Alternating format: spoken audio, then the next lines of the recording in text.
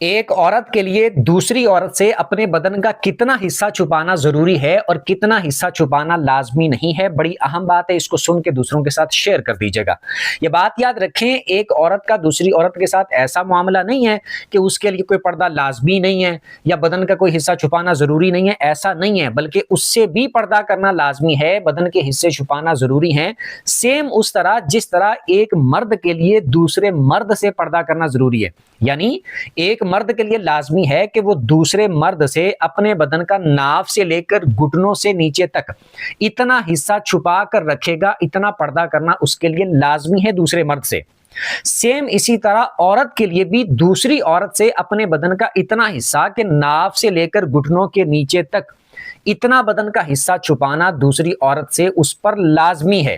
چاہیے تو یہ کہ وہ محتاط طریقے سے باقی بدن بھی چھپا کر رکھے، لیکن اتنا تو بالکل شرط ہے، لازمی ہے، ضروری ہے، چاہے وہ عورت ہے، چاہے وہ محرم عورت ہے، چاہے وہ قریبی عورت ہے، چاہے وہ بہن ہے، چاہے وہ اس کے ساتھ کتنا بھی قریبی رشتہ ہے، تو عورت سے بھی عورت کا اتنا پردہ ہے۔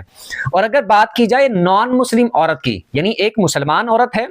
تو مسلمان عورت کے لیے نان مسلم عورت سے مکمل پردہ لازمی ہے، سیم اسی طرح جس طرح عورت سے ایک غیر مرد سے پردہ کرنا ضروری ہے۔ یعنی عورت کے لیے لازمی ہے کہ غیر مرد سے مکمل پردہ کرے گی، اپنے بدن کو مکمل چھپائے گی، سارے کے سارے بدن کو۔ سیم اسی طرح اگر نان مسلم عورت ہے تو مسلمان عورت کے لیے لازمی ہے وہ اس سے سیم اسی طرح پردہ کرے گی جس طرح ایک مسلمان مرد سے پردہ کیا جاتا ہے۔